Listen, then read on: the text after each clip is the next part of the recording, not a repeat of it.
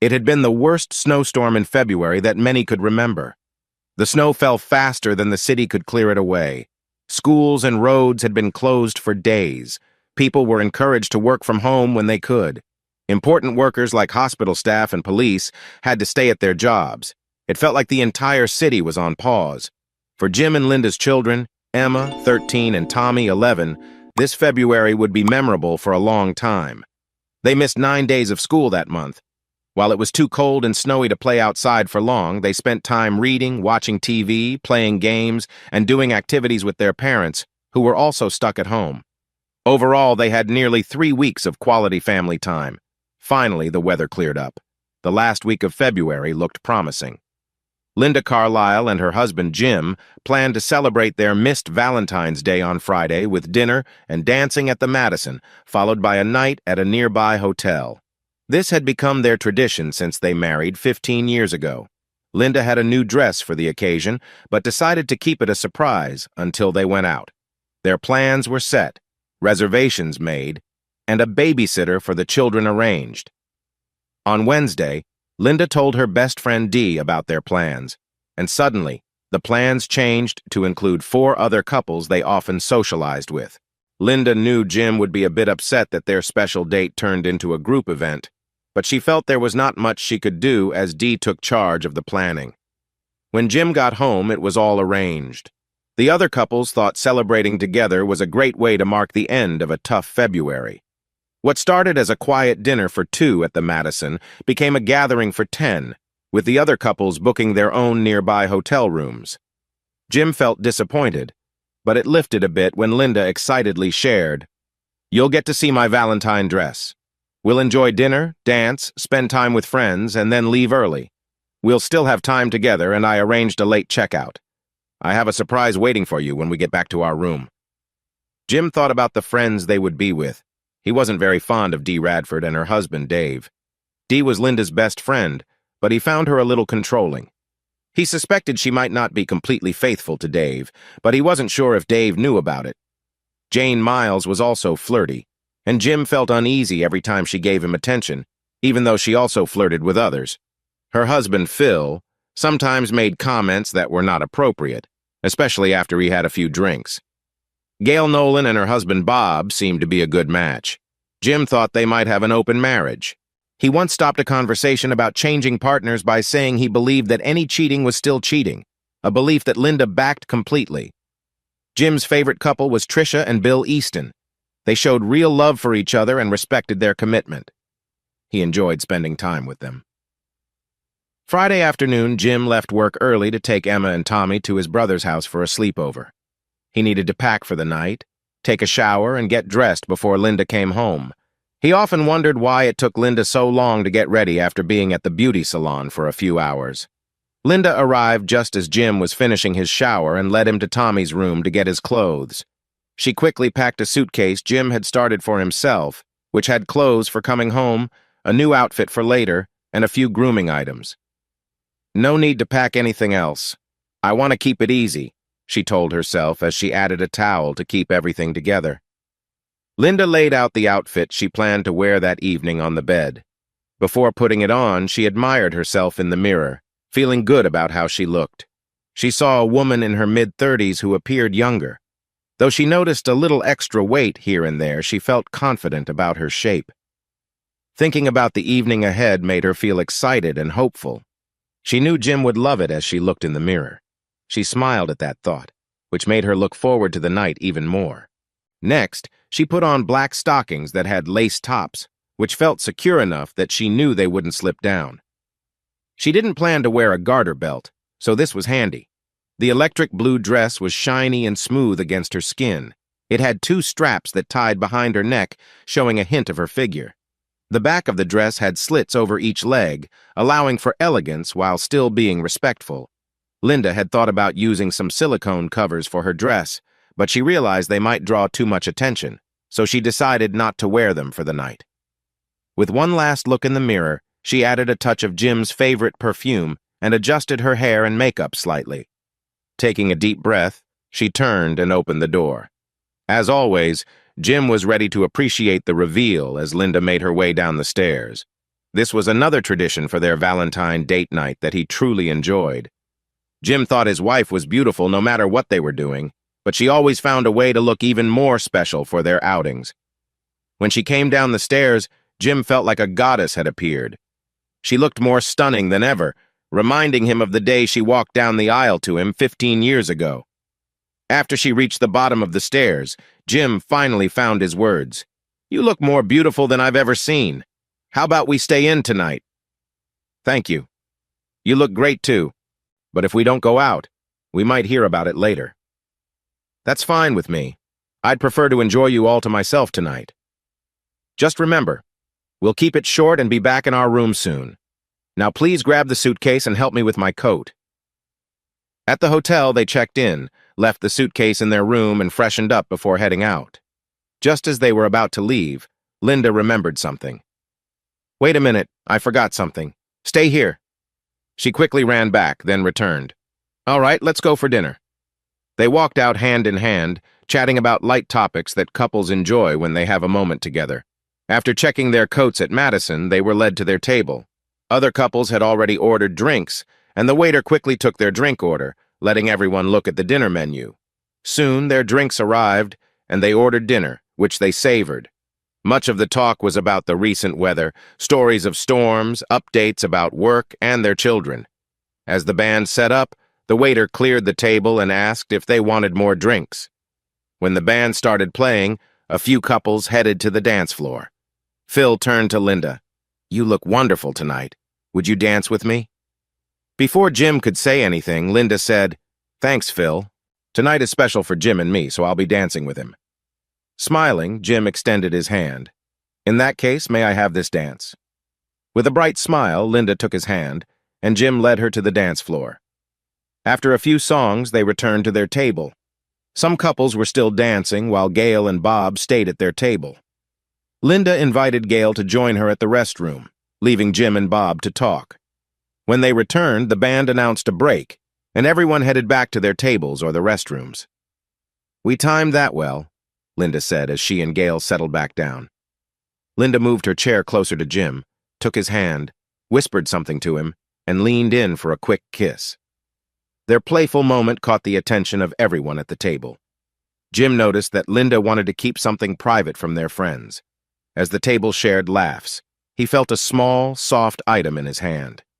He took a careful look at it, recognizing its value, and put it away safely. During the band's break, a large group came in and sat at a couple of tables across the room. Excited chatter filled the air as the new guests included a well-known local person. Jim saw the buzz in the room, especially among the women. He understood why. This man was popular in their area. He was tall, strong, confident, and well-dressed. You couldn't watch the news without hearing his name even when there wasn't much going on. So Jim understood why Mark attracted attention and why everyone was so excited. As the band got ready to start again, Mark walked over to greet them like old friends and then moved around the room saying hello to people. The music began, and folks at other tables stood up to dance. Linda was still holding Jim's hand under the table when she said, "I don't know about the rest of you, but I'm a bit tired. Jim, how about we head home?" Everyone at Jim and Linda's table gasped. Their friends were staring at something behind them. Jim turned to see Mark standing right behind him, looking down at Linda and offering his hand. "Excuse me, you are the most lovely lady here. May I have a dance with you?" Linda hesitated, then let go of Jim's hand, turned toward Mark, and took his hand as she stood up. Jim tried to push his chair back to confront Mark, but Mark had positioned himself to block him. Then they were gone, leaving Jim stuck in his seat. Phil commented that Linda only danced with Jim until something better came along, which got him a quick nudge from his wife, Jane. Jim started to speak up, but Dee interjected. "Jim, it's just a dance. She'll be able to share this story for years. She'll be back in a few minutes and you two can leave then." Jim realized that stopping the dance would only cause more trouble. As Dee said, it was just one dance. But then it turned into a second dance and a slow one without Linda. The third dance, another slow one, was just starting when Jim saw Mark and Linda leaving the dance floor. They talked briefly before returning to their tables. Jim began to feel calmer when he noticed Linda's smile. She looked bright and happier than ever. But when they made eye contact, her smile faded, and her joy seemed to lessen. Something felt off, and Jim sensed it immediately. He didn't know what was wrong, but he knew he needed to stay alert. He saw Linda glance at Dee, and maybe it was the tension in the air that made him notice it so clearly. There was an unspoken urgency there.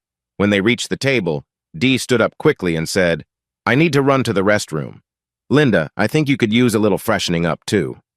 And off they went. Jim noticed Mark finishing his drink and heading toward the coat room. He got up from the table and said, "I think we should grab a couple of drinks. I'll have plenty of time before they come back." Just then, a couple of Mark's friends stopped Jim as he approached the bar. The bigger one said, "You're not planning to cause any problems, are you?" Jim answered quickly, "Depends. I'm just getting my coat and leaving." "What do you mean?"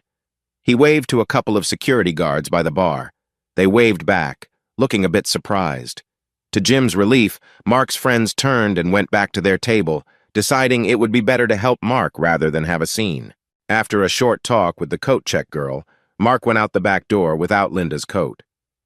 Jim moved to the back door, peeked out, saw Mark, and found a spot where he could wait without being noticed. Mark was just standing there, waiting for his car, and Linda was nowhere to be seen. Jim felt a little better. Maybe he had been wrong about things. As he waited in his hidden spot, a red Ferrari pulled up. The driver jumped out, ran around, and handed the keys to Mark. Instead of leaving, Mark chatted with the driver. Jim guessed Mark was waiting for someone, and he soon realized who it was. The door opened and Linda stepped out. She walked over to Mark by the car without looking around. "You weren't able to get my coat?" Mark asked. "No, the attendant wouldn't let me without the ticket." "Looks like I'll have to manage without it. I can't ask Jim for the ticket now." The attendant spoke up. "Mr. Lavalier, give me a moment. I can run in and get the lady's coat for you." "Thanks. I'd appreciate that. It seems to have gotten much colder since we arrived." While waiting for the attendant to return, Linda thought about her time dancing with Mark. She had found him intriguing. When he suggested they leave together, she had quietly agreed, feeling swept up in the excitement. Now, outside in the chilly air, Linda considered what she wanted for the night, her thoughts racing between excitement and doubt. She wanted to be sure that she was making the right choice. "I want to be with you tonight. Take me home." Mark's confident smile showed he felt he had won her over easily. After all, he was Mark Lavalier. "Get your hands off my wife." Jim hadn't meant to shout so loudly. He was walking toward the couple, and his voice was loud enough to draw attention. Linda, taken aback, stepped back a little. "I said, keep your hands off my wife." No one noticed a small group gathering or the security guard calling for help after seeing situations like this get out of hand before. Jim stepped in between them. In a smooth move, Mark raised his hands, signaling Jim to step back. "From one man to another, I thought you'd understand. Yes, she is your wife, but tonight she has decided to be with me. I'll make sure she returns to you tomorrow." He looked at Jim, waiting for him to accept the situation. Jim looked Mark in the eyes, trying to control his anger. "No, she's not going anywhere with you. Tonight is our special night, not yours." Neither man noticed many in the crowd recording the scene with their phones. "That's not true. She's with me tonight. So go home and wait. I'll bring her back tomorrow or Sunday if she wishes to stay longer. She will be just fine. She will be your wife again." Jim turned to Linda. "Is that true? Are you really going to leave with him tonight?" Linda felt a rush of emotions, anger at Jim for interrupting, fear of telling him the truth, and confusion about what to say. She hesitated, feeling uncertain. "Maybe," she said softly. Jim's frustration grew. "This is not a maybe question. Are you going with him tonight, yes or no?" Defiantly, Linda replied, "Yes, I am going with Mark. I'm going to be with him. Happy? I'll be home tomorrow. For over 15 years, I have been a good wife and mother. I deserve this night." Mark smiled, pleased with how things were turning out. Looking Linda directly in the eyes, Jim said in a flat tone, "Well, Linda, remember every choice has effects." Mark reached for Linda's arm. "Let's go." He assisted her toward the car and opened the door for her. Anger boiled inside Jim, but he tried to stay calm as he followed them to the car. He took a deep breath, unsure of what to do next. Mark closed the door and turned to Jim. He pushed Jim back, expecting him to stagger, but Jim stood firm. Suddenly, Mark tried to hit Jim, but Jim dodged just in time. Before anything more could happen, 2 security guards stepped in, pulling the 2 men apart and moving Jim a few steps away. One guard recognized Mark and assumed Jim was the troublemaker. Mark told them it was a misunderstanding, that no one was hurt, and they just wanted to leave. The guard, sensing the situation was not as serious as it seemed, let them go without further questions. Jim heard the roar of the Ferrari engine as they drove away, realizing that this was the end of his marriage. Jim felt empty as he went back into the Madison. It felt like he had lost everything in that moment. As he walked past the restrooms, Dee spotted him. "Oh, there you are. Are you looking for Linda? I'm sorry, she's not here. She left with Mark." "I know. She told me. How did you know? Did she ask you to help her slip away?" "Calm down, Jim. Yes, she asked me for a distraction until she was gone. She didn't want you to feel embarrassed. She also wanted me to tell you she loves you and will come back tomorrow to fix things. She knows you wouldn't deny her this chance because you love her." "What? That's hard to believe." "No, Jim. Linda loves you and the kids more than anything, and she always will. But she is spending tonight with Mark." Jim stood there, feeling lost and sad as memories flooded back to him, the moments he shared with Linda and the sudden fear of what he might lose. "She'll come home to you tomorrow, and you will have many more special nights together. She didn't even have the courage to tell me she was leaving. She was just going to sneak out while you made excuses for her." "Jim, listen to me. She hasn't left you." "Well, if she hasn't left me, then where is she? She sure isn't with me now, is she?" Jim raised his voice, not caring who heard him. "Please calm down, people are watching. I know this hurts, but it's just for tonight. Linda knows, we all know, that you are the only man for her and always will be. You're the good guy." "Yeah, and we all know where the good guy ends up, don't we?" "Jim, it isn't like that. You're making this too big. It's only one night. She'll come back tomorrow and things will return to normal." Jim scoffed. If she truly believed that, there was nothing he could say. "So, friend, what was your role in this? You didn't really need to go to the restroom, did you? My wife signaled you, right? Told you to keep me busy long enough for her and the other guy to leave?" "Yes, she asked me to do that, because she didn't want you to make a scene while Mark was there. She also wanted you to remember that she loves you and will always come back to you." "Yeah," Jim thought, "I'll remember exactly how much she loves me tonight, for a long time." Aloud, he said, "More like she didn't want me to embarrass her," as she walked away from her husband to spend the evening with someone else. "Did you ever think to remind her she has a husband and a marriage that might be at risk?" Dee looked him directly in the eyes. "No, it didn't occur to me, because I know she won't lose you over this. You're too good for that. I told her how lucky she is. She's lucky because the man every woman here wanted her. And even luckier because she has a husband willing to look past his pain and not blow this out of proportion. She'll do everything she can to make it right." What if it can't be made right? What if there's no way to fix this? "Jim, I know how much you care about Linda, and I know she cares about you too. This doesn't have to be a disaster. It's just one night compared to all the years of love you've built together. It only becomes a big deal if you let it. She'll come home. Over time, you'll be okay." Dee spoke calmly and sincerely. Jim struggled to hold back his frustration. It seemed like she didn't understand the reality of the situation. "So if he had chosen you instead, as you hoped he would, you would have done the same thing?" "I would," she replied sharply. "Does Dave know that?" "No, and he doesn't need to. I don't think it will ever come to that," she answered softly. "Maybe I should tell him." "Jim, please don't. That won't help. I know you're hurting, but don't make a choice you might regret. Come back to the table with me. Let's distract you for a bit. You haven't danced with me at all tonight," she said, trying to smile. "I wanted to dance with my wife, but because of you, her, and Mark, that isn't happening now, is it?" Jim turned away and went back to the table. The conversation stopped as he arrived. Their averted eyes spoke volumes. They knew what had happened. Jim, are you going to be okay?" Dave asked cautiously after he seated Dee. Jim wanted to share what Dee had said, to ask if he'd be okay, but the words wouldn't come. He settled for a hard look. Deep down, he knew he still had the habit of being the good guy. That needed to change. It depends on what you mean by okay. A few nervous laughs followed. I mean, yes, it was a terrible thing to do, but you two will be okay, right? You're not really going to end your marriage over this, are you? I don't see why I shouldn't, Jim said coldly. Gasps filled the room. Why are you all surprised? He asked. You knew how Linda and I feel about being faithful. It's all or nothing. We made that clear a long time ago, or at least I thought we did. But Jim, it's Mark Lavalier, Dee said.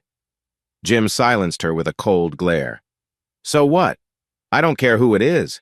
If it isn't me, that's the end. Jim, what about your kids? You love them and they need you, Jane reminded him. Her kids were close in age to Jim's and friends with them. You mean like their mother is thinking about them right now? Well, that's why you hired a sitter to have a break from thinking about them, Dee said jokingly, but it didn't land well. Come on, Jim. It's just one night. A rare chance she won't have again. You wouldn't really end your marriage over one night. Why not? Jim shot back. Silence followed. Jim, maybe think of it this way. Jane tried to encourage him. If a model from a magazine walked in tonight and chose you, saying she wanted to spend time with you, would you really say no? Can you honestly say you'd turn her down? Jane asked, her eyes full of hope. Jim stood and looked down at her. Yes, I would be tempted, but I would say no. I have a wife, and I don't want to hurt her. At least that's what I would have done before tonight. A heavy silence filled the table. Jim glanced around at his former friends, realizing they were all on Linda's side. He felt a distance from them. Pulling out a 20, he placed it on the table. This will cover my bill. Since you're all backing the person I came with, you can take care of her bill too. He turned and walked out of the club. As he left, Jim picked up both coats easily. The attendant hadn't been able to get Linda's coat back. His anger faded into deep sadness during the walk back to the hotel. This was supposed to be a night he and Linda would share walking together, having fun with friends, enjoying the evening side by side. Instead, he walked alone. The streets felt colder without her. He rode the elevator quietly, pushing aside memories of past evenings filled with laughter and warmth. Entering the hotel room alone, he faced the emptiness of what was meant to be their special night. On the bed lay a new outfit Linda had brought, probably for the occasion. It was clear she had planned something special. Jim picked it up, stared at it for a moment, and then placed it in the trash along with her coat. There was nothing left for him in that room. He told the front desk he needed to leave early due to a family emergency and then headed for his car. On the drive home, Jim began planning what to do next. It was Linda's first time riding in a Ferrari. The car was sleek and fast, but felt a bit cramped. She sat beside Mark, unsure how to feel in the tight space. They chatted lightly as the car sped along. Linda glanced at Mark occasionally, trying to hide her nerves. Mark kept one hand on the wheel and sometimes smiled at her reassuringly. "This is all new to me," Linda said quietly. "In a Ferrari?" Mark asked with a chuckle. "Yes, and in other ways too," she replied. "Well, sometimes change can be exciting," he said with a friendly tone. Linda stared out the window, watching the streets go by. Snow began to fall, yet she barely paid attention.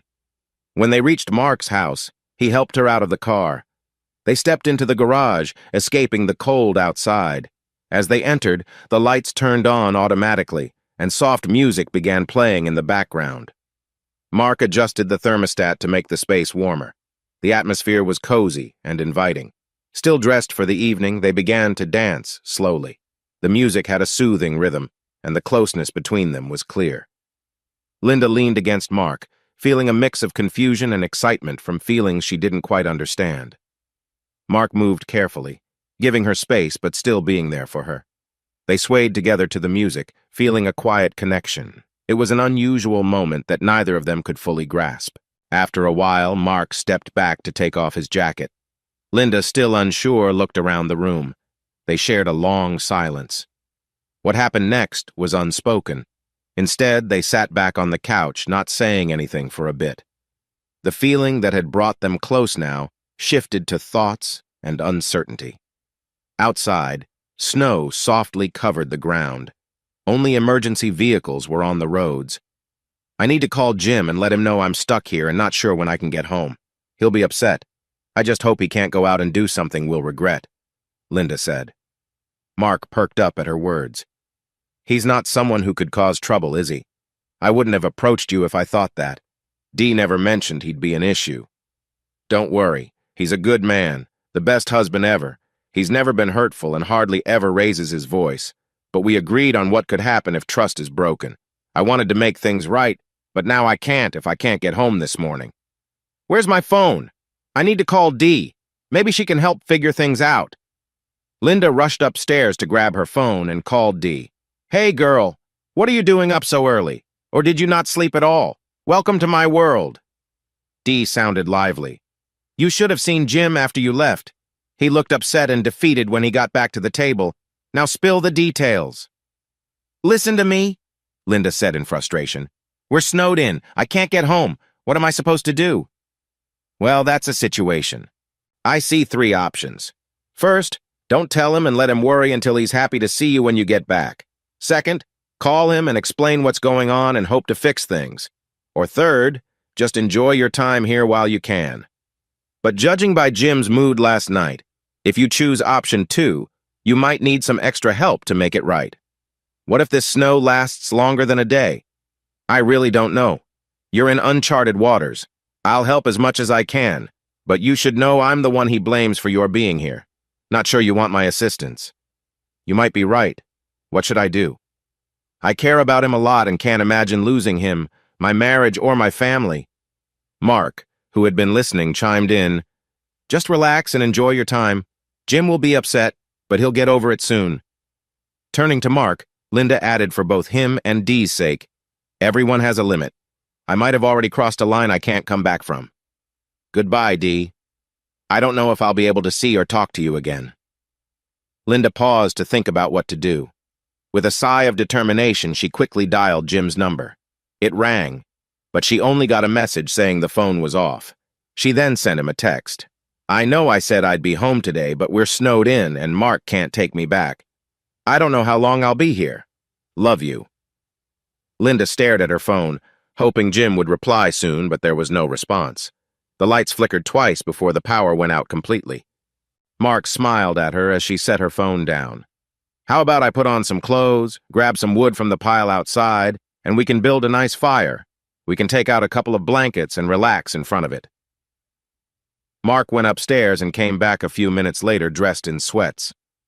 Outside, he noticed boxes stacked in front of his garage. Curious, he brushed the snow off one of the boxes and opened it. He was surprised to find it was full of women's shoes.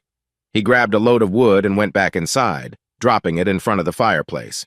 As he arranged the wood, he said, This is really strange. There are several boxes by my garage. One of them has women's shoes in it. Who would put boxes of shoes here? What do you mean? What kind of shoes? Linda asked, starting to feel anxious. I'm not sure. They look like women's high heels. They must have been here for a while since there's snow on top of them. Let's go take a look. I'm not dressed to go outside right now. I only have on what I wore last night. Do you have some sweatpants and a shirt I could borrow? Maybe a jacket too? Mark's clothes were a bit big, but they would keep her warm. When she looked in the first box, she gasped. These are my shoes! What are they doing here? How did they end up here? What else is in those boxes? As they opened more boxes, they found clothes, cosmetics, and personal items. Linda recognized everything as hers. Oh no, Jim has thrown me out. He moved all my things here. What can I do? I need to talk to Dee again. I have to find a way back. In the meantime, Mark, can we move these boxes into your garage to keep them safe from the snow? Reluctantly, Mark agreed. Sure, let me open the door so we don't have to carry the boxes inside. They brushed off the snow and moved nearly 30 boxes into the garage. Back inside by the fireplace, they took off their cold, wet clothes. The warm fire felt nice since the house was starting to get chilly. Linda grabbed her phone and called Dee again. Dee answered. What's the good news? Linda cried. Dee, Jim had all my stuff sent here. There was silence on Dee's end. In tears, Linda begged, What am I going to do? What can I do? After a moment, Dee replied, I don't know. I didn't expect this reaction from Jim. You've always said he gives you everything you want. Maybe he's just upset, and he will change his mind soon. I can't stay here while he cools off. Where can I go? It seems you are stuck there for now. The city is asking everyone to stay off the streets except for emergency workers. What about your parents? Perhaps you can stay with them until the storm ends and Jim calms down. I'm not sure that's an option. I didn't tell you, but my parents know about our Friday nights and have already talked to me about my choices. I think they would agree with Jim. Oh no. He may have already told them. Linda's phone beeped, letting her know the battery was low, and before she could say goodbye, the phone died. Mark, my phone just died. Can I use yours? I need to find out more about what's happening. I don't have a landline since I'm not here enough to need one. You can use my mobile. Mark got his cell phone and handed it to Linda. Can I make a couple of calls from the bedroom? Sure, I'll go get some more wood for the fire. In the bedroom, Linda turned on the phone, saw it was fully charged, and went to contacts. She realized she didn't have any of her contacts, and the only numbers she remembered were her home phone, Jim's cell, and her parents' numbers. Well, here goes, she thought. Holding her breath, she dialed her home phone. She felt relieved when the answering machine picked up and Jim's voice asked her to leave a message. Nervously pacing, Linda left her message. Jim, I found my things where you left them. I'm sorry for how I hurt you last night. I had to do what I did. Mark promised to bring me home this morning, but we're snowed in, and I can't leave. We have no power, and my phone is dead. Mark is letting me use his phone, so please don't try to call me. I don't know when I'll get home. Just know I love you, and I believe we can get through this. Linda hung up and flopped on the bed, second-guessing what she had said in her message. As Linda looked around the bedroom, she saw some straps attached to the bed. She dialed her parents' number and waited for them to answer, thinking about how to explain everything. Her thoughts were interrupted when her dad picked up the phone. Hello? Dad, she said, relieved it was him and not her mom. I really messed up. I left the club with a guy and now I'm stuck here with him and can't get home. What should I do? There was a long silence. I'll put you on speaker so everyone can hear what you have to say. Everyone? Who's there? Just your mom, me, and your husband. Now go ahead and explain. Linda hung up. Jim had been at Linda's parents' house for over an hour and had already shared his side of the story. He was surprised by how caring and understanding they were. He thought they would deny it, but Jeff and Rebecca did not. Instead, they said Dee was a bad influence and told Jim they had to stop Linda from making bad choices before, without going into details. What are you going to do now? Rebecca asked. Are you going to get her things back and try to fix this? I love you and Jeff, but I just can't see a future for Linda and me as a couple. We agreed that cheating is wrong and even one time is enough to end a marriage. I care for Linda deeply, but I can't accept this. I will be asking for full custody. I promise you will still get to see your grandkids, and I know you will help Linda since she is your daughter, but I will miss both of you. Nonsense. You are always welcome here. If Linda doesn't like it, that's her choice. If she stays here, there will be some strict rules she must follow. They were having coffee and sweet rolls when the phone rang. Jeff answered. After explaining who was on the line, he switched to speakerphone, but the call ended. Jeff looked at Jim. Before I put her on speaker, she said she is stuck at Mark's place and wants me to tell her what to do. If it weren't so sad, it might be funny. There is nothing funny about our daughter spending time with Dee and her friends and abandoning her husband, Rebecca said. I hoped our talk would make her think twice. I guess it didn't. Thanks for understanding. I wanted to share this with you in person. I should get going. I need to pick up the kids from John and Allie. Linda came out of the bedroom in tears and found Mark taking care of the fire. It was crackling nicely and warmth spread through the room. What's wrong? He asked. Did the calls not go well? No, Jim wasn't home, so I left a message. Then when I called my parents, Jim was there. I hung up. That doesn't sound good, Mark said, trying to sound concerned. With the power out, the house is getting colder faster than I thought. Let's move the couch in front of the fire for some warmth. I'll grab blankets from the guest rooms. We can stay close to feel warm. The thick snow clouds made it look much later than mid-afternoon. By the time they arranged the furniture, the blankets and warmth from the fire felt nice. They settled in together. Was it more true to say he belongs to her right now? She thought. Linda had crossed an important line in her past experiences. Mark didn't rush. He took his time, slowly bonding with her. Even without discussing it, Mark felt he was showing her something new. He always liked uncovering parts of his partner's life that had not been shared before. As usual, Linda felt the energy of the moment growing stronger. She became more involved. Mark reached out gently, offering comfort while adjusting the items they were using. She felt herself rising in happiness again and again. Then she leaned forward, and the shift brought her another wave of joy as Mark held on to her. Linda lost track of everything. When Linda came back to herself, she found she was free. The items were gone, and she and Mark were cuddled on the bed. The bed was warm, and she felt a cozy scent around them, but she was too tired to notice and felt heavy. She fell asleep. When Jim left Linda's parents' house, he felt relieved knowing they understood what he needed to do and why. They were upset with Linda's choices, but would support her as best as they could. If she chose to stay there, her life would hardly be better than being confined, and she would need to see a counselor. Now he had to face an even bigger challenge. He had to explain to his kids why they would be living with only one parent without making them resent either one for the family breaking apart. Emma and Tommy were thrilled to see their dad when he arrived at their aunt and uncle's house and rushed out to hug him. Their excitement and love brightened his mood. "We were planning to build snowmen this afternoon. Come in for a cup of hot chocolate before we start on the snowmen," said Allie from the porch.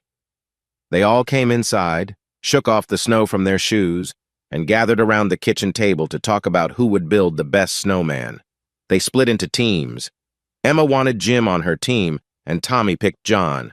Allie would judge fairly. They dressed warmly and were about to head out the door when Allie pulled Jim aside and whispered, "I talked with Sam. I'll update you when you return." Jim nodded gratefully as he walked out the door. Over the next 2 hours, the fun never stopped, and there wasn't a quiet moment. Jim didn't have a second to think about Linda. More neighbors joined in the friendly contest as 2 families came out to participate. When it was time to pick the winner, everyone agreed that the 3 mothers would make the decision.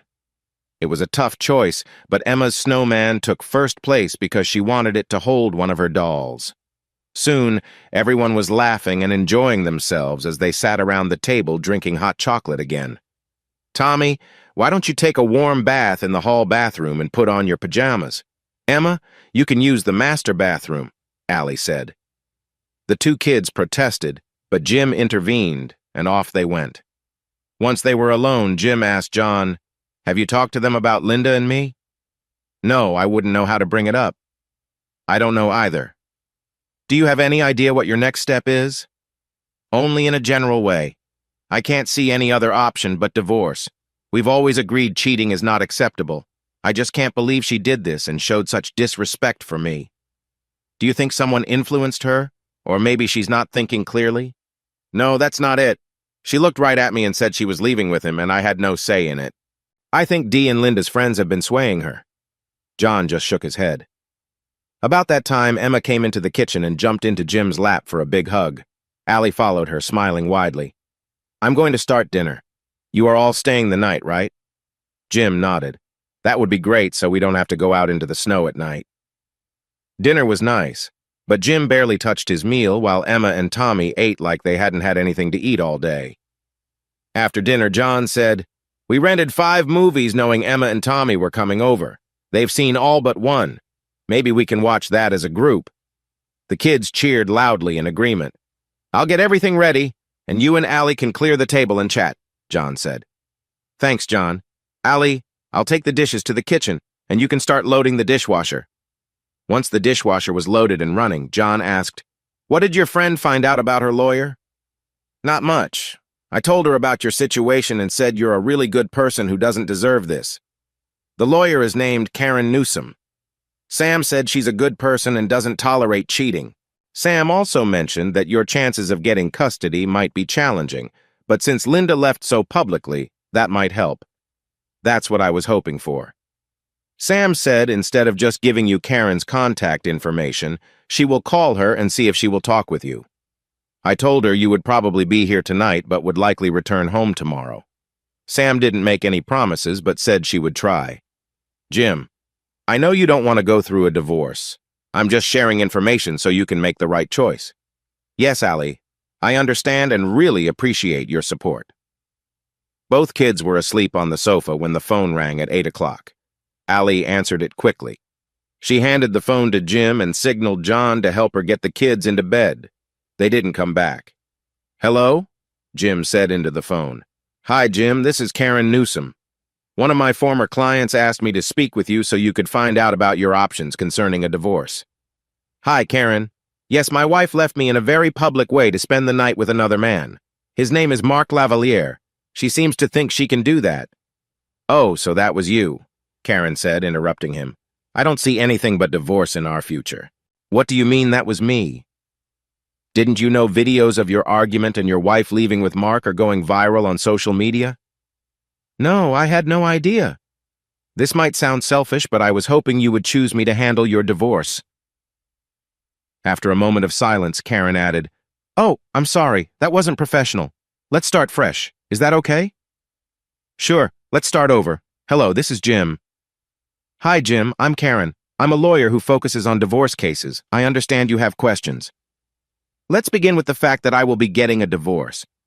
So, no chance to work things out. How about counseling? Do you think that might help? No, I'm not interested. There's nothing to fix. We agreed this was the end. I understand. My first question is, what are my chances of getting custody of my son Tommy and my daughter Emma? How old are they? Tommy is 11 and Emma is 13. Usually it's hard to get custody, especially at their ages, but since your wife left you so publicly, and it's been all over social media, your chances have increased.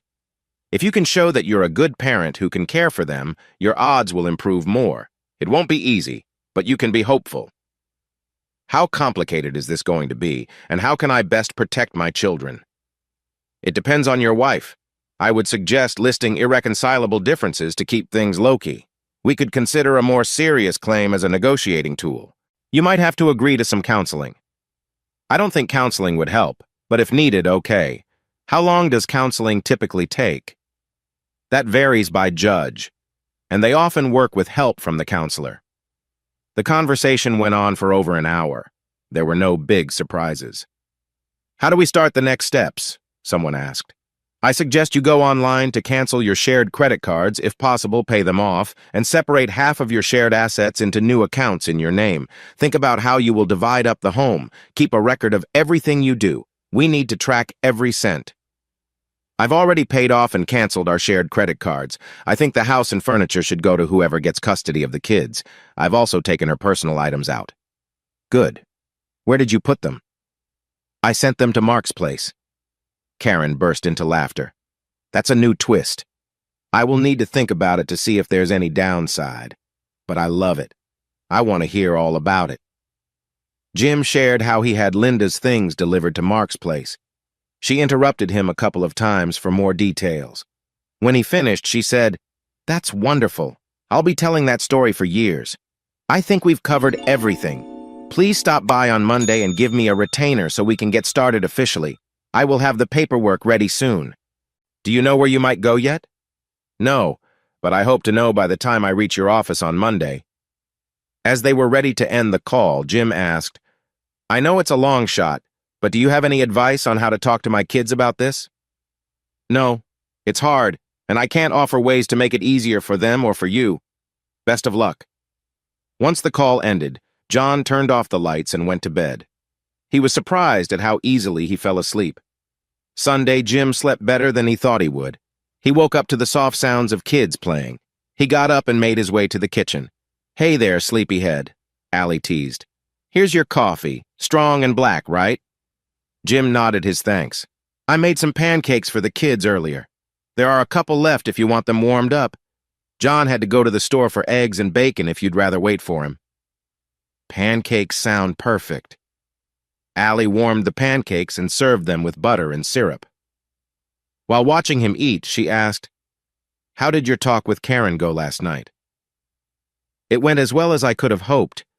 She helped me see things more clearly and will start on the divorce papers Monday. She liked the part about having Linda's things sent to Mark's house. Now comes the tough part. Allie nodded with a hint of sadness. When Jim finished his pancakes, he joined his children in the living room. Emma, Tommy, we need to have a talk. Jim felt the weight of those 4 words. I want you to understand that your mom and I had a big disagreement.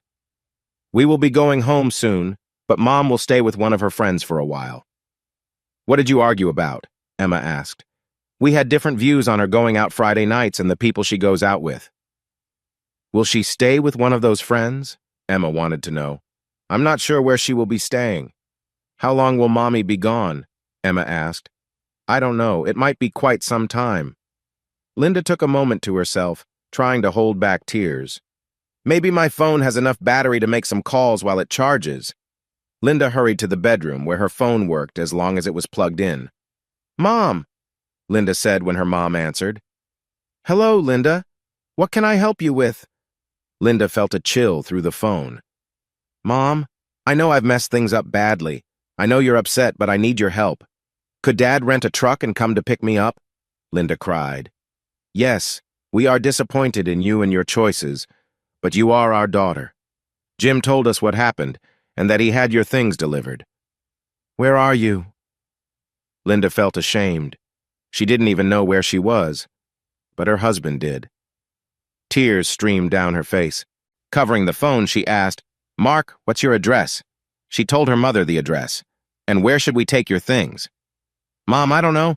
I haven't spoken with Jim. Can they stay in your garage for a day or two while I sort things out? Yes, we can do that. The snow is melting fast and the road crews are working hard. Your dad checked the address and said we should be able to get a truck and arrive by mid-afternoon. We'll head out now. They said their goodbyes. Linda thought about calling Dee, but decided she had nothing to say. She left her phone charging and went downstairs. For the first time since arriving, Linda got dressed. She couldn't find her undergarments and remembered giving them to Jim a long time ago. Her dress was wrinkled from being tossed aside. Mark was watching a replay of a game he missed. He looked up as Linda came down the stairs. Hey, you look really nice in that dress. My parents are getting a truck and should be here to pick me up this afternoon, Linda said as she flopped onto the couch. How about getting us snacks and drinks from the kitchen? I bet you're too tired to play right now. Yep, Linda thought. I'm too tired. She smiled at the thought. Allie, you don't have to make us lunch. I've already been too much trouble. We should get going. Nonsense! You and the kids are no trouble. Besides, I know your cooking skills. You're staying. I won't let you starve my niece and nephew, Allie said with a warm smile. So it was decided. Jim and John were planning to have a good time with the kids. Allie took her phone to her room and called her sister-in-law's mother. Hello, Allie. It's been a while since I heard from you.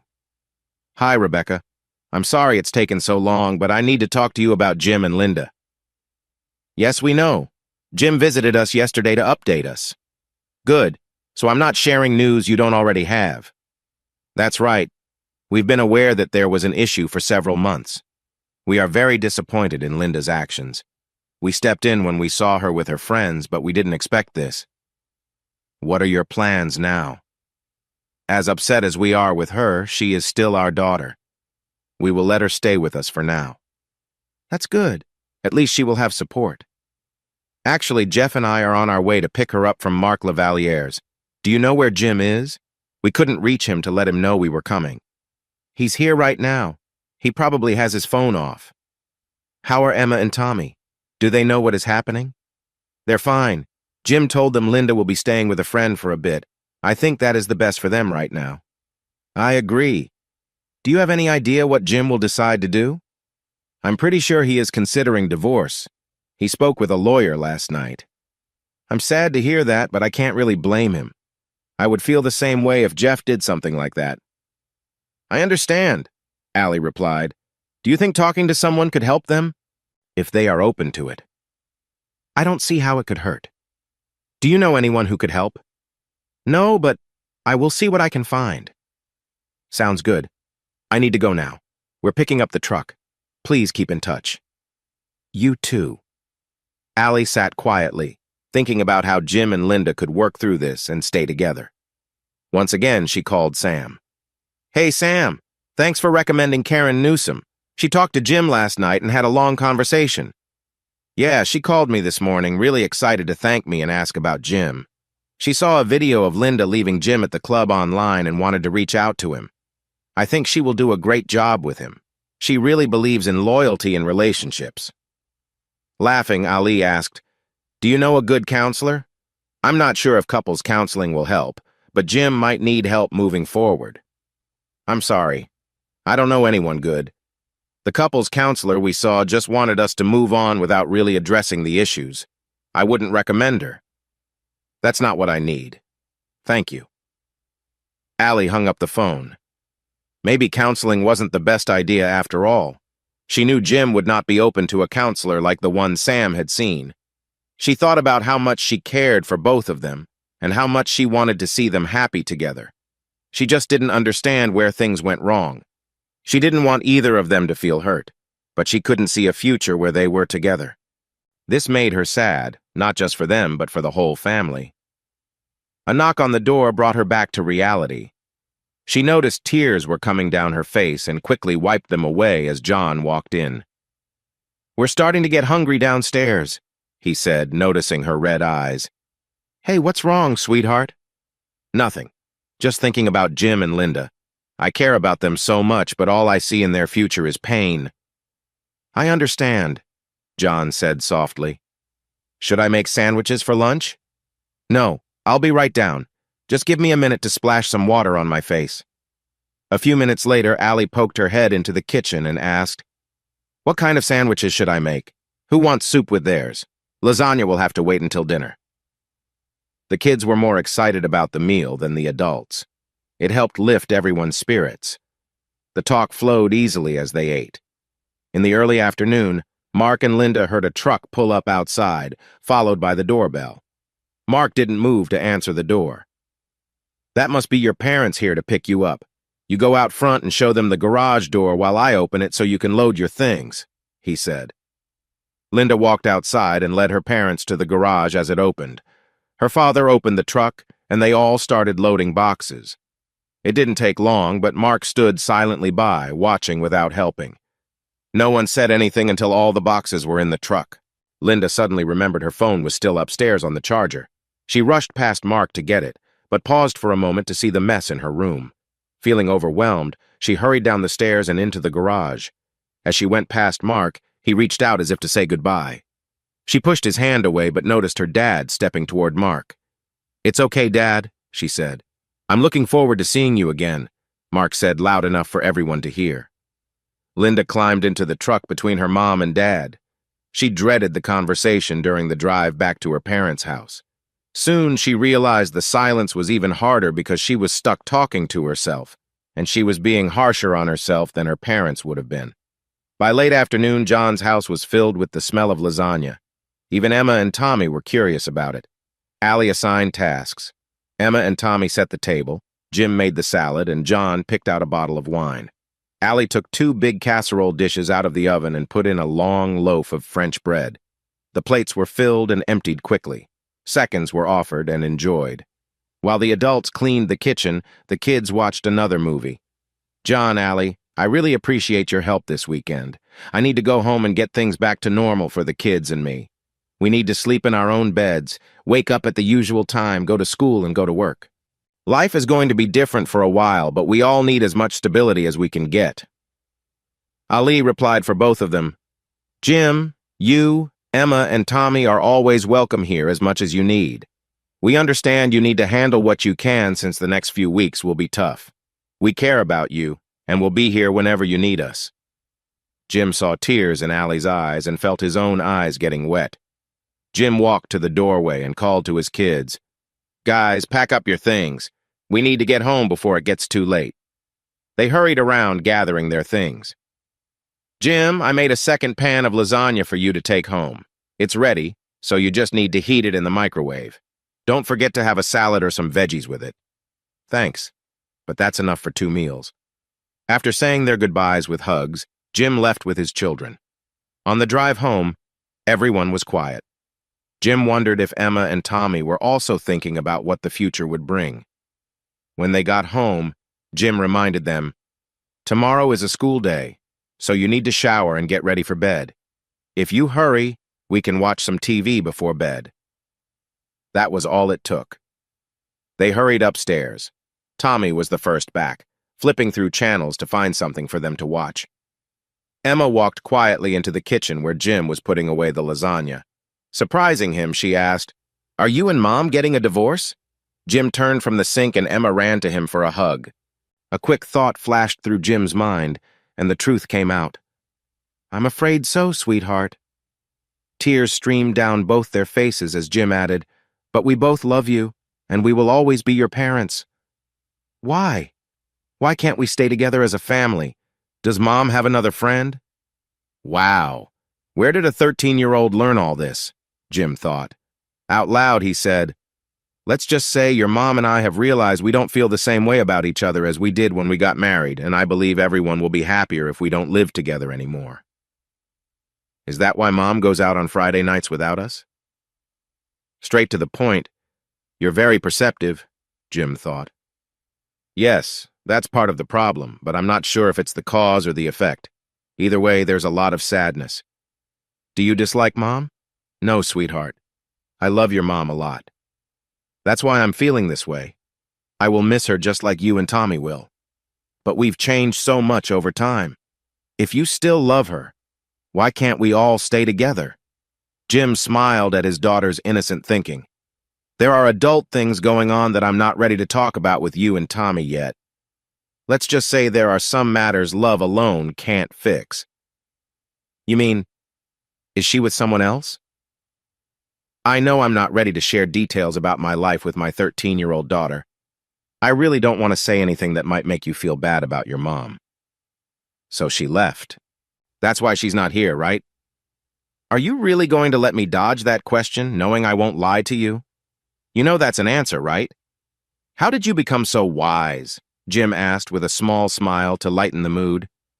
I have smart parents. Well, I have one smart parent. Emma grinned. Does Tommy know anything? Who are you kidding? Tommy? He has no idea. Emma chuckled. Let's keep it that way for now, okay? Sure, Dad. What about you? Are you doing okay? I'm upset with Mom. I can't believe what she's done to us. But other than that, I'm okay. I don't want you to be upset with your mom. I want you to talk with her too. Right now, you've only heard my side. You deserve to hear her thoughts as well. I don't expect you to tell her what we talked about, but you should have that talk. Emma hugged her dad again. Tommy shouted, Are you guys coming or what? Emma laughed. See? Clueless. After the movie, they all settled down. Her parents helped Linda move her boxes from the truck into their garage. While her father returned the truck, her mom helped Linda sort through the boxes and find the clothes and other things she would need on Monday. There wasn't much conversation, just small talk about what they were doing. Neither knew how to bring up the important topic that was hanging in the air. It was her father, when he walked back in, who started the conversation. What's that on your neck? Linda reached up to cover the mark and burst into tears, sobbing hard enough that she needed support to keep from falling. Her mother stepped in and guided her daughter to a chair at the kitchen table. She made a pot of tea and poured 3 cups. With all 3 sitting at the table, Rebecca said, Calm down, dear, and whenever you're ready, share what you need to share. We love you, and we are here for you, no matter what. Now sip your tea. Linda kept crying for a few minutes. Her parents waited quietly. Their faces did not show the disappointment Linda expected. Instead, they showed love and support. Linda tried to speak, but all that came out were hiccups. Finish your tea and I'll get you some more, Rebecca said. Finally, the hiccups stopped. Linda kept her gaze on her cup. Mom, Dad, I've made a big mistake. I can't even explain how bad things are. You know I left Jim on Friday to be with Mark, and you saw I was still with Mark when you picked me up this afternoon. I know you found my things at Mark's house after I left. I'm sure you figured out that I crossed lines with Mark more than once. It was only supposed to be one night. Then I'd go back to Jim. But then we got stuck because of the snow. Then we discovered that Jim had sent my things to Mark's.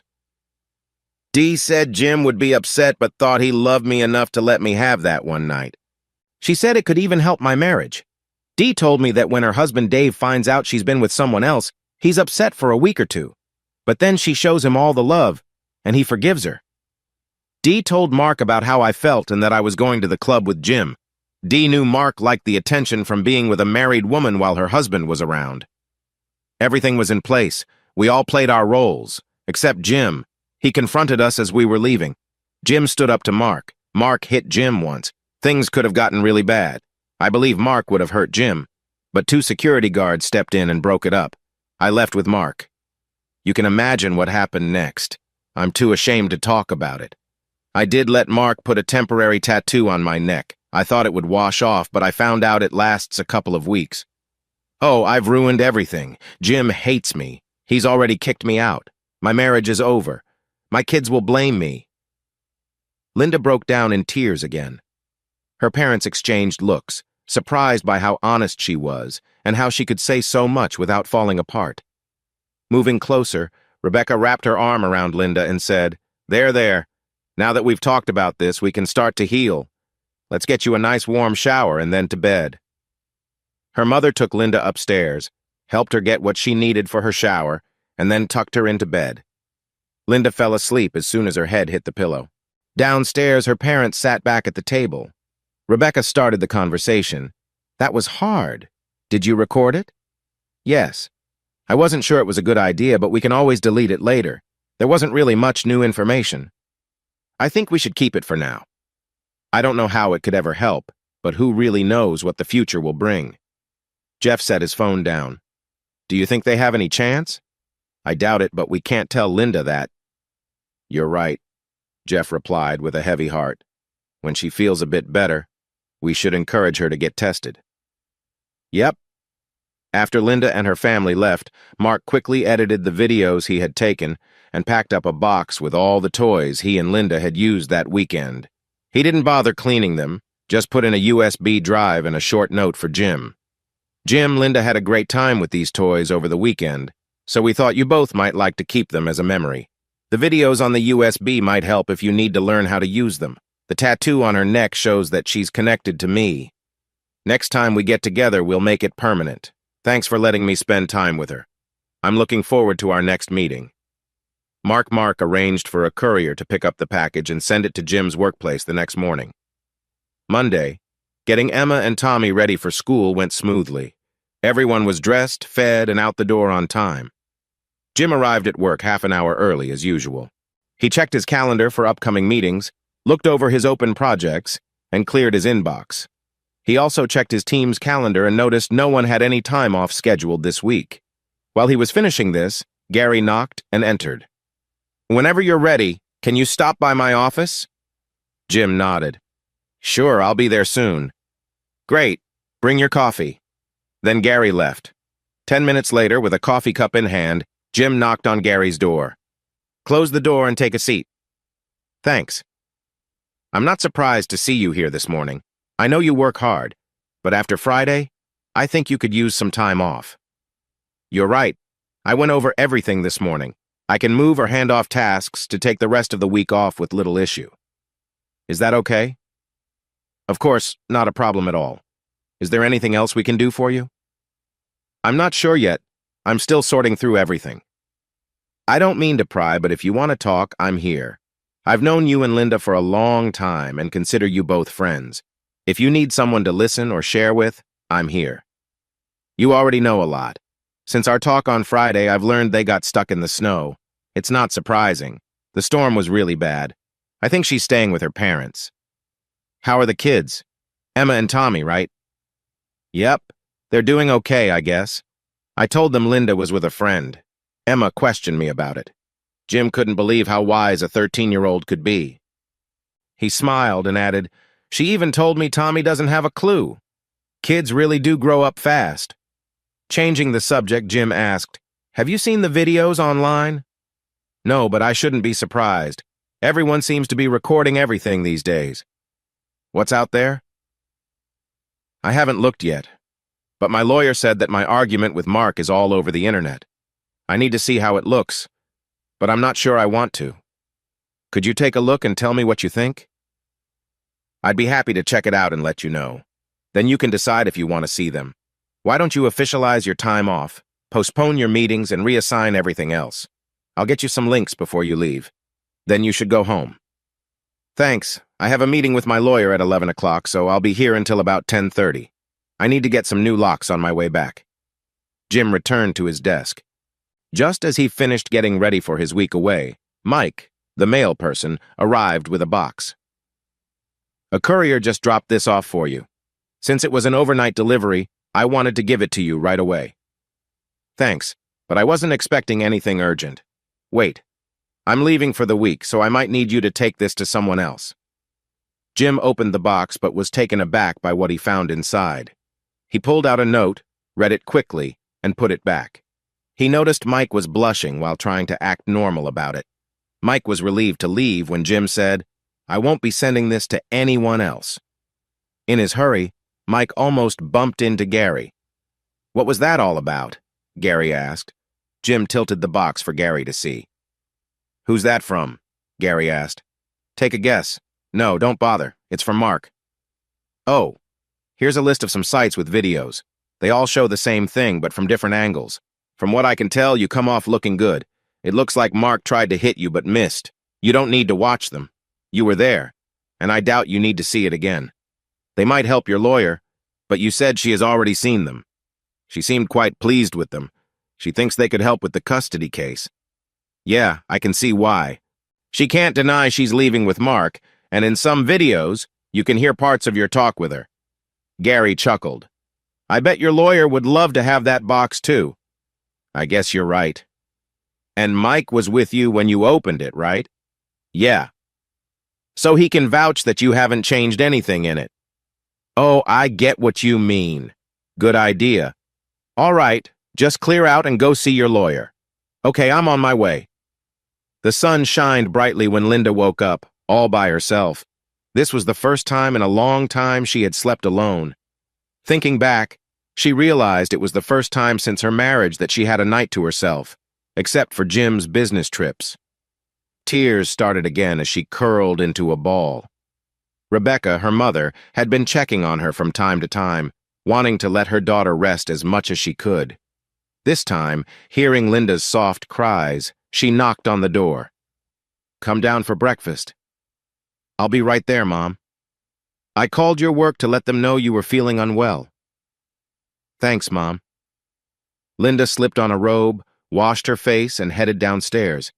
Even before reaching the kitchen, she could smell the coffee and waffles with syrup.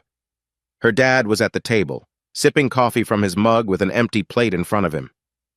"If you'd slept any longer, I would have had another waffle," her dad joked.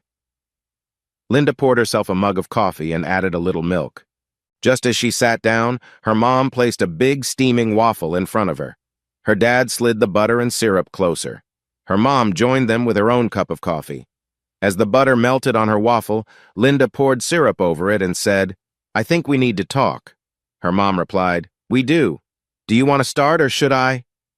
Looking at her waffle, Linda chose to go first. "I'll start. I want to say I'm sorry for asking you and Dad to come get me from Mark's house. I feel ashamed about how I acted this weekend. I know you didn't raise me to behave like that, and I'm not sure what got into me." "It's not just about this weekend," her dad began. But Rebecca interrupted. "Jeff, let me take this for now. It will be confusing if we all talk at once. If I forget something, please mention it later. Your dad is right. Your behavior has been a concern for a while. Your nights out with friends, especially with Dee, led to some decisions that were not good. They may have made you think it was okay to ignore your responsibilities. But it was just a casual situation. I didn't love him, and he didn't love me. It didn't mean anything." "How can it be just casual? Those actions can connect people, not just physically, but emotionally too. My feelings were separate. What happened didn't affect my relationship with Jim. I still supported him." "Are you saying that leaving with someone else in front of your friends was no big deal?" "He started it, not me. If he hadn't made it such a scene, I would have gone back to Jim the next morning. The weather just delayed my return." "Linda, being unfaithful is serious, as is disrespect. You showed both on Friday night. If you hadn't done that, we wouldn't be talking about this." Jeff was getting more restless until Rebecca gently placed her hand on his. What makes you think you can just leave whenever you want? I've been a good partner all these years. I think I deserve some respect. Oh? And what respect does Jim deserve for being a faithful and kind partner? Linda got angry. No, he wouldn't treat me that way. With a slow, sad shake of her head, Rebecca said, I agree he wouldn't, but based on your view, it seems okay if he did. Linda wanted to argue, but her mom kept going. We need to see this differently. Regardless, you should get checked for any health issues you might have. That's not needed. I've been careful. I don't need a checkup. You can't be sure about other people. It's your responsibility. Okay. I'd feel embarrassed to get checked, but I guess I can go to a clinic. That's good. What are you planning to do next? Since you can't stay at Jim's, are you looking for a new place? Can I stay here until Jim lets me back? If you stay here, we need to set some rules. You will have to agree. You must come straight home from work each night and tell us where you are. No Friday night outings with friends. I'll have to talk to Jim to see when I can come back, Linda said, feeling frustrated. But you can't keep me here against my will. Since you aren't controlling your actions, we will, Jeff said, getting a gentle nudge from Rebecca. Rebecca suggested, why not call Jim? The sooner you talk, the better. At least you need to figure out how to get your car. Good idea. I'll call him from my room. Linda refilled her coffee and went to her bedroom. Linda felt anxious about calling Jim because she didn't know how to explain things or how they could fix their marriage. Then she thought maybe she should call Dee first for advice. Dee answered, Hey, what's going on? I had a meaningful time with Mark, Linda started. He's very supportive and we tried some new things. That's it? I want to hear everything. Are you still with Mark or back home? That's a touchy subject. I told you my things were sent to Mark's. Now I'm at my parents' house. I had to ask them to pick me up. I haven't heard from Jim since I left with Mark on Friday. Have you tried calling him? Once, but I missed him. I'm getting ready to call now. Any ideas on how to approach this? Not really. Just say you're sorry for how things turned out. Let him know you still care and want to make things right, but avoid mentioning anything too personal. Thanks. Wish me luck. Tell me how it goes. They hung up and Linda called Jim. Jim arrived early to meet Karen, his lawyer, but she was ready for him right away. I love when someone comes with gifts, she said, smiling at the box Jim was holding. It's not what you think. This has copies of our financial documents on this flash drive, Jim explained, taking it out of his pocket and handing it to her. She plugged it into her laptop and looked through the files for a moment. This is great. It's well organized and clearly labeled. You deserve some praise for this. So, what's in the box? A present Mark gave me this morning. Karen pulled out the note and read it. He's really making you feel bad, isn't he? Should I ask what's on the flash drive? I haven't checked it. I have a good idea, but I'm not sure I want to know for sure. Does that make sense? Yes, it does. It shows me you're a caring person, especially when it comes to Linda. As she tapped the flash drive against her laptop, she asked, Is it okay if I look at it for you? I'd rather you didn't. I can't think of a way that wouldn't be upsetting. I'd like to see if there's something helpful for your divorce. Besides, I'm just an unbiased party. Her smile made the room feel lighter. All right, but don't say I didn't warn you if you find something hard to handle. This time, she smiled warmly. I've been warned, she teased back. She plugged in the drive, and Jim appreciated that she muted the sound and turned the screen away from him. Karen clicked through several files and checked their contents.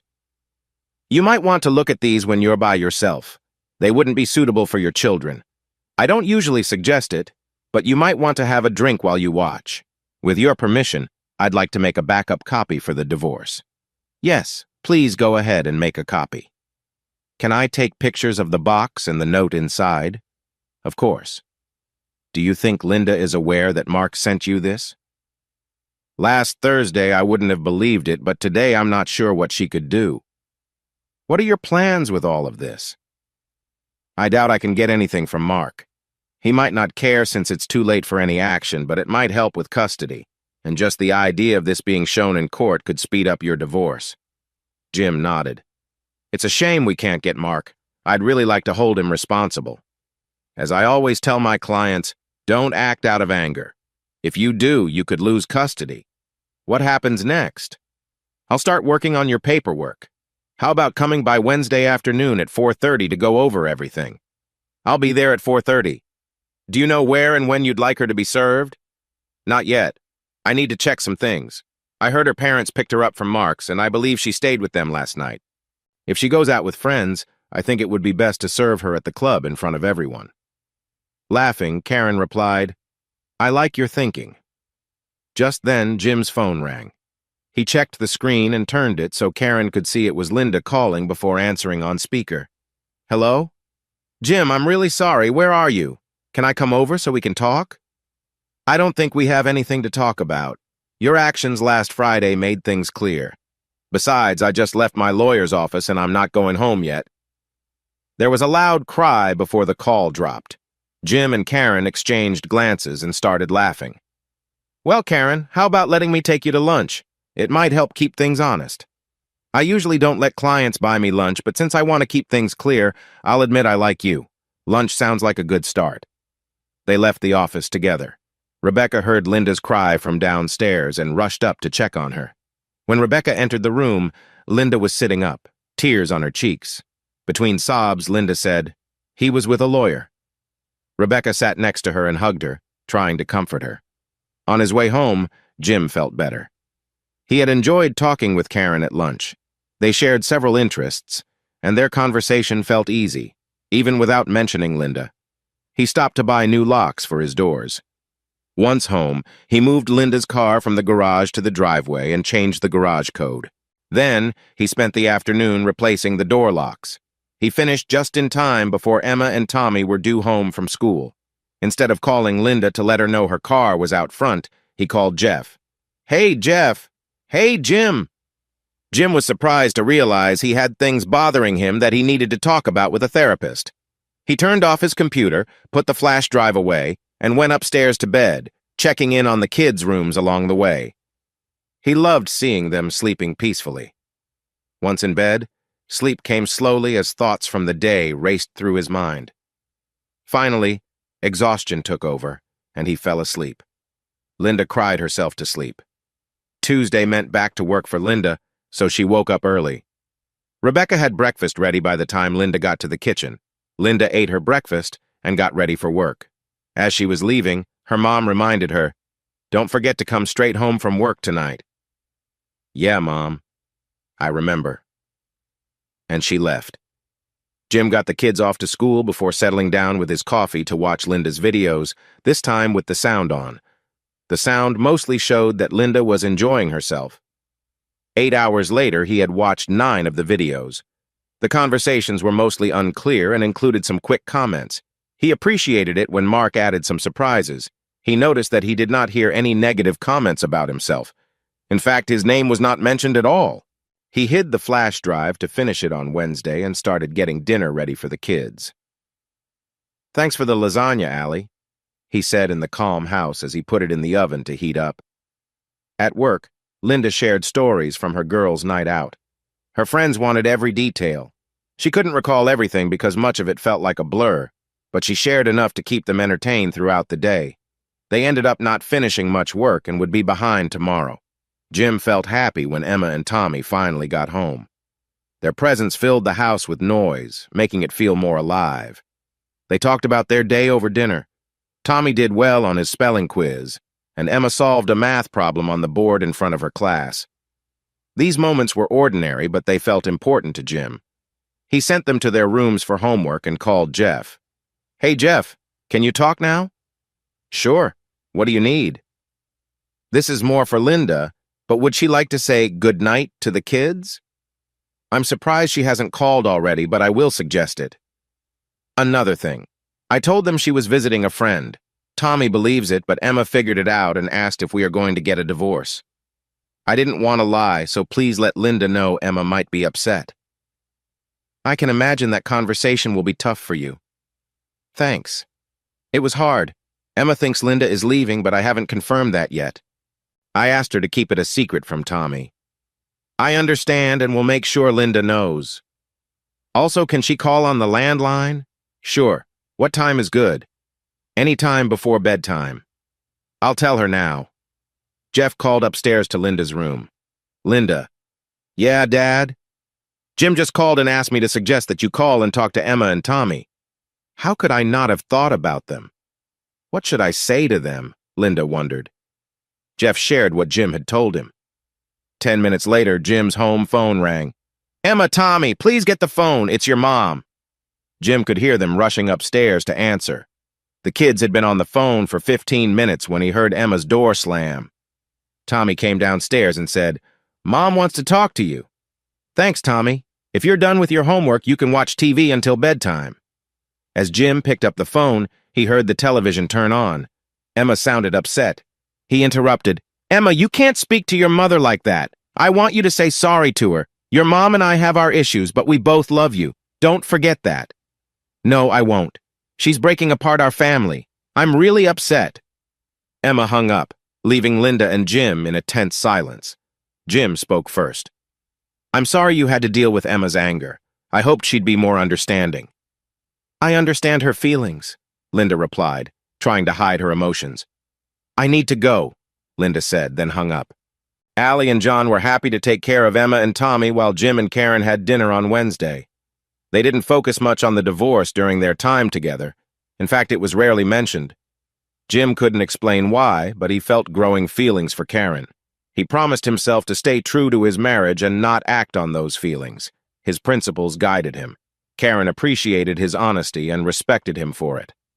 On Thursday, Linda got her health test results. Everything was fine. On Friday morning, Linda told her parents she would be late because she was going out with her office friends. Rebecca tried to change her mind, but did not succeed. Later that morning, Jim called Jeff to confirm that Linda would be served that day. He wasn't surprised to hear she was going out with her friends. Jim called Karen. Hey, Karen, looks like we can't serve Linda at home today. She's going out. That might make things more interesting. Karen's excitement was evident even over the phone. Oh, yes, it was your idea, remember? What if we serve her while she is out with her friends? I like that idea. Can we do it legally, and how? Legally, yes, it's fine. Logistically, we can follow her from work. We would have the process server ready to tell us where she is. When the time is right, we send the server in. It might be expensive, but what do you think? I think it sounds good. Can we set it up quickly? I believe so. Do you have a recent photo of her besides the ones Mark sent back? If so, bring it to my office. I'll finish my other meetings and get started. Okay, see you soon. Jim looked at his phone and saw some photos of Linda from the past year. When Jim got to Karen's office, she was talking to a man named Malcolm Edmond. Malcolm is a private investigator I sometimes work with. I've told him about the situation, and he can follow your wife when she leaves work. He'll keep us updated on where she goes and who she is with. He just needs to know where she works, what car she drives, and a picture of her, plus your phone number so he can reach you. I'd like to have 2 agents follow her, if that's all right, Jim said. Of course. That sounds like a good plan, Karen agreed. Here's the information and picture you'll need. Thanks. I'll send this to Heather and Lauren. They are the agents who will contact you. Malcolm shook Jim's hand once more and left, talking on his phone before he was fully out the door. Good. We have the location figured out, Karen said. I found a process server who should be here soon to pick up the official papers. I was thinking, Jim said with a big smile. How about dinner tonight? Then we could go to a club for some dancing and see a show. Karen's eyes lit up at the idea. You're reading my mind. How about you pick me up at 6? That will give me time to get home and change. I need to arrange for a sitter for the kids. I'll check with a couple of neighbors we've used before. Karen pointed Jim to a small meeting room where he took out his phone and made some calls. In a few minutes, he had a sitter ready. The young man introduced in Karen's office was Don Mathis, who would be the process server for the night. Karen explained that they wanted to serve Linda in a way that would be public, but not too harsh. Don seemed a bit unsure until Jim shared more about the situation leading to the divorce. They agreed that Karen and Jim would let Don know where Linda would be, likely at a local club. Don would then watch Linda, serve her the papers, and take a picture to confirm it. He would decide on the timing. I have a sitter lined up, so we're all good, Jim said. I should head home to take care of the kids, feed them, and get ready. I'm really looking forward to tonight, mostly for the company." Jim smiled. Karen smiled back. "That's sweet to say. Me too." Linda left work on time but did not go to her parents' house. Instead, she turned off her phone and went to Dee's apartment to get ready for the evening. She had bought a nice outfit earlier that day, which was just right for going out. Linda and Dee didn't notice the 2 extra cars parked nearby, or Heather and Lauren taking pictures of them as they walked to Dee's car. They met the others at the Hyatt Hotel on Henley for dinner. While they were eating, Dee mentioned that she had a special surprise for Linda when they arrived at the club, but kept the details to herself. As they finished their meal, Heather captured a video of Linda's actions. After the group paid their bill, Heather walked past Linda as she got into Dee's car. Heather and Lauren easily followed the group to Wilson's Retro Bar. Heather sent their location to Jim and Karen. Karen texted Don, told him where they were, and asked him to go inside but wait for further instructions before delivering the documents. Don arrived 20 minutes later and went in to wait for more direction. This time, Lauren followed the group inside and took a seat at the bar, where she could easily keep an eye on Linda in the mirror behind the bar. Lauren texted Jim and Karen to let them know where everyone was, but she warned them that the place was still quite empty, so they would be noticed if they tried to come in. The band was setting up while Linda and her friends ordered drinks and looked around at the other people in the bar. Linda was surprised when Daniel walked in by himself. She nudged Dee and pointed him out. "Surprise!" Dee exclaimed. "I thought you might like another chance with him." Linda remembered she had wanted to see him that night her parents caught her out, and now she felt excited about this new opportunity. Daniel walked right over to Linda's table and sat down next to her. Their conversation started off casually, but there was an unmistakable tension between them. The club quickly filled up, and the band began to play. Daniel invited Linda to the dance floor, where they danced closely, feeling a strong connection. Linda was already dreaming about how the night might unfold. Lauren recorded a video of them dancing and also noticed Dee slipping something into Linda's drink. Eventually, they returned to the table, finished their drinks, and ordered more. Under the table, Linda was playfully touching Daniel, feeling a warm excitement. She nudged his hand to encourage him to get a bit closer. Lauren sent Jim and Karen some pictures of what was going on. The lighting was low under the table, but Linda's happy expression was clear. When Jim received the updates and saw the pictures from Lauren, he asked, "Do you think they might go to their car to have some time alone? I know her friends have done that before." "Maybe. Or if they step out, they might just leave," Karen replied with a big smile. "I'm willing to take that chance." "What about you?" "Me too," Karen said with a smile. Jim sent messages to the team about the new plan, and they quickly replied to confirm. Lauren texted that it looked like Linda and her friend were heading to the parking lot. As the couple left the club, Jim noticed that Linda seemed a little wobbly. Jim's team got ready as the couple approached a car Jim didn't recognize. The man unlocked the car and opened the back door. They were so focused on each other that they didn't notice 5 people coming closer. Linda was clearly talking to him when Don went up to the open door. "Excuse me, are you Linda Carlisle?" "Get out of here," yelled the man, not realizing what was about to happen. "Miss Carlisle, are you Linda Carlisle?" "Yes, I am." "So what?" she replied, looking a bit confused. "I need to give you something," Don said, holding out an envelope. Without thinking, Linda reached out and took it. In a flash, Don said, "You have been served," and walked away. Karen and Jim, standing a few cars away, watched as Lauren and Heather filmed the moment up close. Linda yelled, "Get off me! Come on, get off me!" as she tried to push away from Daniel. Startled, he realized his night was over. He pulled up his pants, unsure of what to do, and just stood still. Linda managed to get out of the car. Once outside, she opened the envelope and pulled out the papers. In the dim light, she could see "Petition for Dissolution of Marriage" at the top. She stuffed the papers back into the envelope, looked around, and when she spotted Jim, she collapsed in shock. Knowing what to do, Daniel got in the car and drove away, leaving Linda behind. Jim walked over and asked Lauren and Heather to help Linda back inside the club to her friends. They agreed, and then Jim and Karen left. "Well, That was more dramatic than I expected, Jim told Karen as they drove away. I almost feel sorry for her. I can't believe the guy just left her like that. What kind of person does that? I don't know. I feel a bit sorry too, but we shouldn't feel too bad. She brought this on herself. I bet Dee was involved too. I don't know her, but from what you've told me, I agree. I should get you home so I can relieve my sitter. It has been a fun evening. I've really liked spending time with you. I've enjoyed my time with you too. I hope you can speed up the divorce. I look forward to getting to know you better. Jim walked Karen to her door. They shared a moment before he returned to his car. Once the door closed, Karen leaned back against it, thinking about her nice time with Jim and looking forward to knowing him even more. After Linda shared what happened in the parking lot, her friends took stock of the situation. Everyone had a partner for the night except Linda. They decided they couldn't let her go home alone. Dee made the call. Mark, it's Dee. Do you remember Linda from last week? How could I forget? I enjoyed my time with her.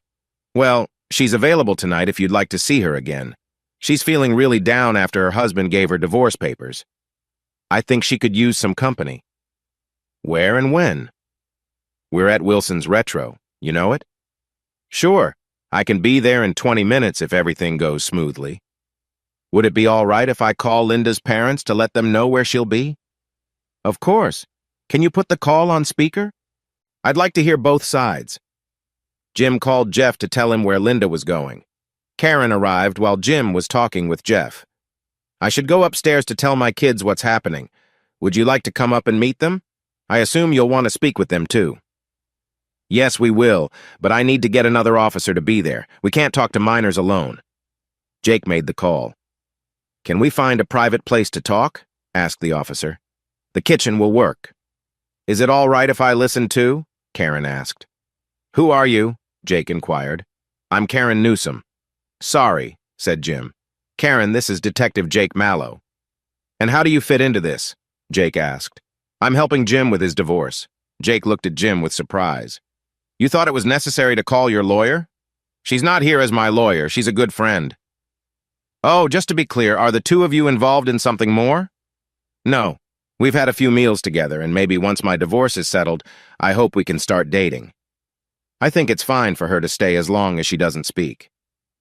I promise to stay quiet. They sat around the table. Jim shared everything that had happened, starting from the previous weekend and including the moment Linda fainted in the parking lot. He wrapped up with his day at the park with his kids and finding Linda on his porch. Soon, two female officers, Helen Hicks and June Maxwell, arrived. Jim introduced them to the children. They decided to speak with the kids in their rooms to make the situation feel less intimidating. Jim's interview continued in the kitchen. What do you think happened? Jake asked. I'm not entirely sure, but I think after getting the divorce papers, Linda might have seen Mark Lavalier again. What makes you think that? Last week, after she spent the weekend with him, he sent me a note, a package of souvenirs, and a flash drive with videos. I took a quick look at the bag. It seems to hold a collection of similar items. Do you still have what he sent you? Yes, it's upstairs in a closet on a high shelf to keep it out of reach. I can help you with that. I will go with you. Jim smiled at Jake's carefulness. Back at the kitchen table, Jake poked through the box with his pen. I don't see the flash drive. I have it in my office. I started watching it after talking to my lawyer. Jim said with a smile, winking at Karen. Do you need that too? I haven't finished it yet. Yes, it could be important.